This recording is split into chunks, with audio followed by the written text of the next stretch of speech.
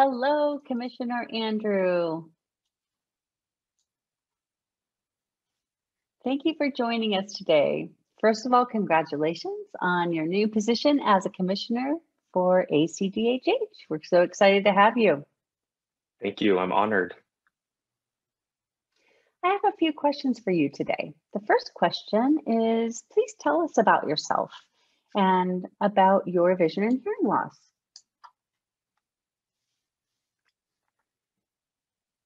Sure. My name is Andrew Cohen. I'm deafblind. And when I say I'm deafblind, I mean I have Usher syndrome. I do not hear anything. I'm completely deaf. I do not have any peripheral vision. I only have tunnel vision. My needs change depending on the environment. Sometimes I need information closer. Sometimes I need it farther away. I use tactile communication as well. Just depends on the setting. I work for Vanguard, an investment company, and I'm a software engineer there. I create programs for Vanguard, and I have always worked from home. And so during COVID, I've been doing really well. I enjoy working for Vanguard. Thank you. The second question. As a deafblind person who is a commissioner and who is representing the deafblind community, I'm wondering what got you interested in becoming a commissioner for ACDHH. Do you mind sharing?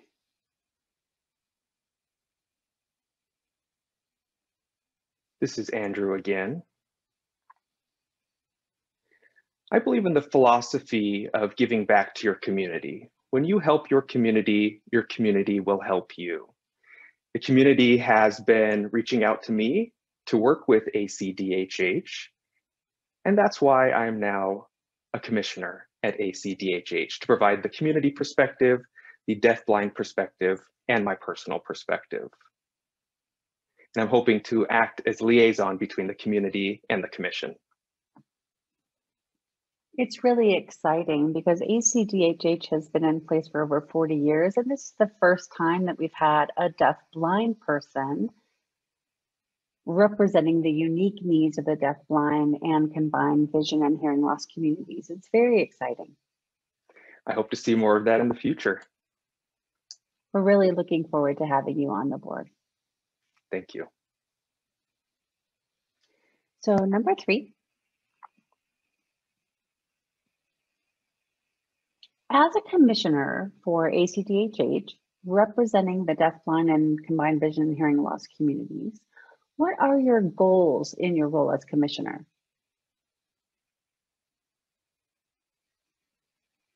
This is Andrew again. That's an excellent question. Historically, people think about the deaf community and the blind community, but they don't usually think about the deaf-blind community.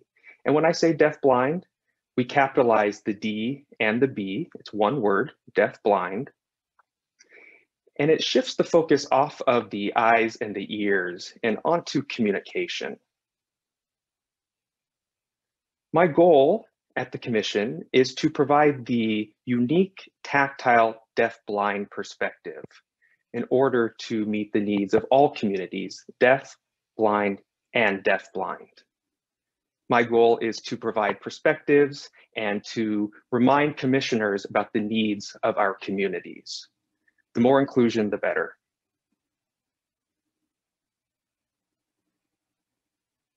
It's very important from an inclusivity standpoint. So being on the board, you can help remind other commissioners that there is diversity in our communities and at the table. We have various representation on the board, those representing the hard of hearing communities, audiologists, deaf individuals, and now having a person to represent the deafblind community really brings the diversity into full focus. I agree. And at my first meeting, I was impressed by the diversity, not just the diversity on the commission, but also amongst ACDHH staff. It's wonderful to see. Good job. Thank you. I'm very much looking forward to learning from you during your tenure as a commissioner. So, question number 4. This year, the Helen Keller National Center has announced a theme of the year, which is focused on deaf-blind employees or people who have combined vision and hearing loss, and their ability to provide support for the growth of the businesses they work for. They're able to do this because of their unique perspective and insights.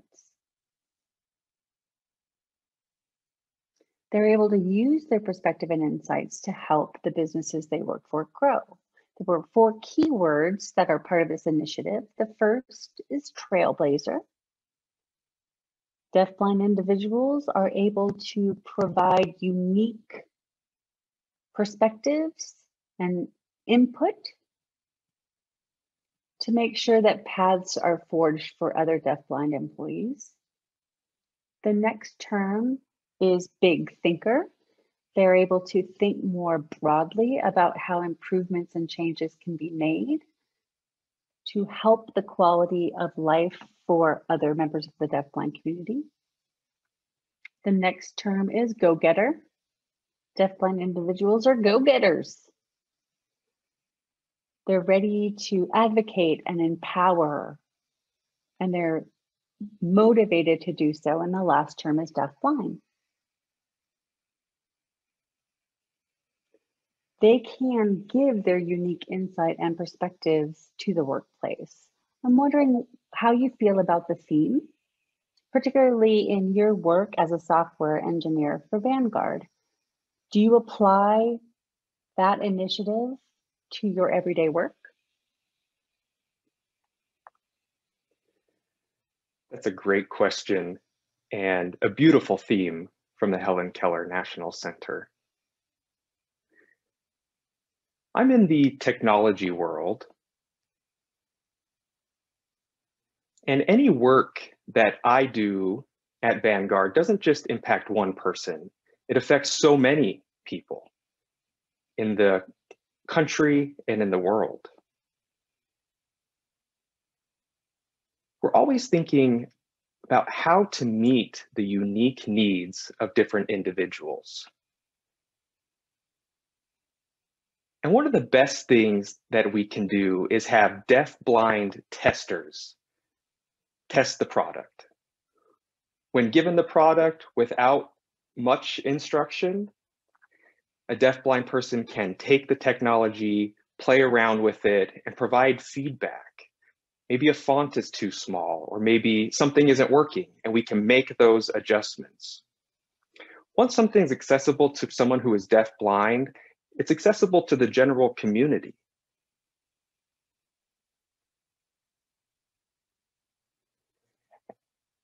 And that's one of the ways that deaf-blind individuals can make a big difference, is to work as a tester, to work with Braille, to work with all the different aspects of technology to make sure that it works for the community.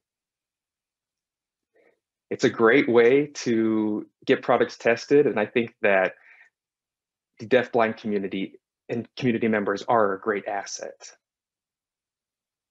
Yeah, it only takes one person to make a difference. People don't realize that a deafblind individual in the workplace, or you as a commissioner for our agency, just one idea can have an impact on so many people. I think that the greater community doesn't realize that. It's very impressive if you think about it. I agree. Just that one spark. Also, other people might look at you as a role model and realize that they can make the same types of changes and impacts within their community. Exactly. So question number 5. You co-founded the first DeafBlind retreat here in Arizona. Very exciting. I believe it's going to be happening in July. I know with COVID, it kind of had an impact on your initial plans. Do you mind talking to me a little bit about the reasons behind instigating that retreat here in Arizona?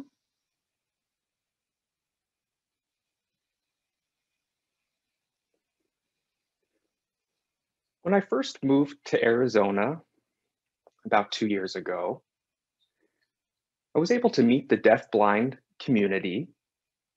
And remember, I'm a part of the community.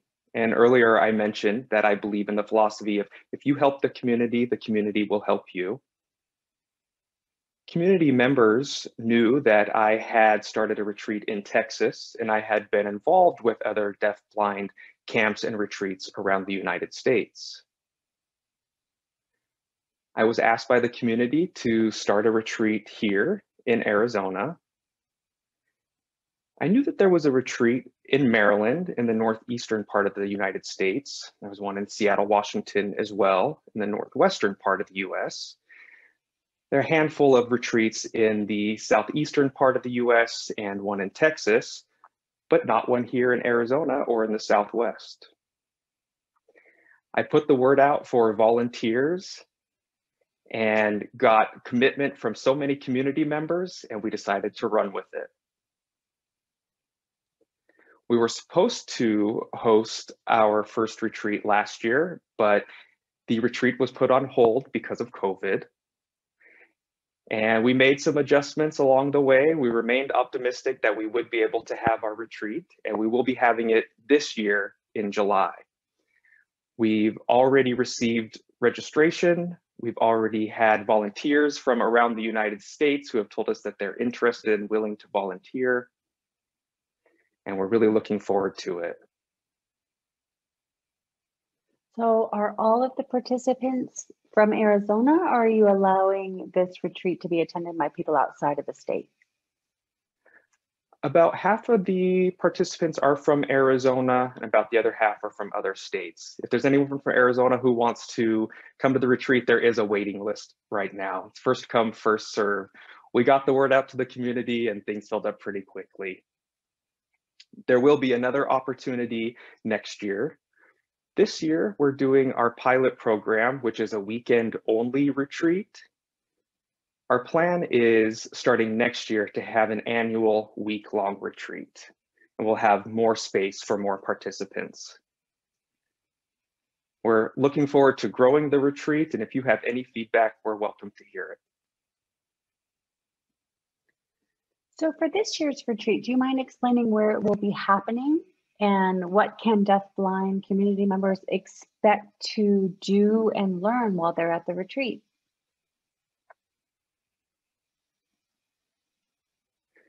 The retreat will be hosted in Phoenix this year, right in the heart of Phoenix, a beautiful Mecca, 25 acres, lush with grass, beautiful landscaping.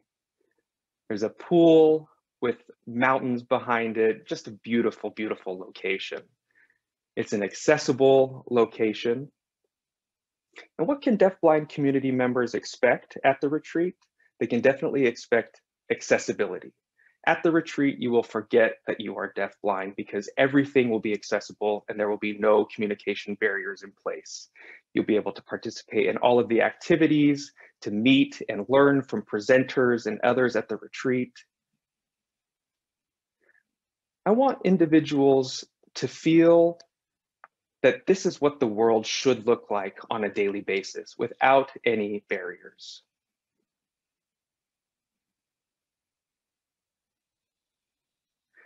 We're trying to incorporate some features of Arizona that Arizona is famous for. Arizona is known for the resort culture. So we'll be hosting our retreat at a resort. And of course, the beautiful Arizona desert landscaping, the cacti. We want to make sure that we provide that space and the opportunity for people to see what Arizona really looks like. It's very exciting.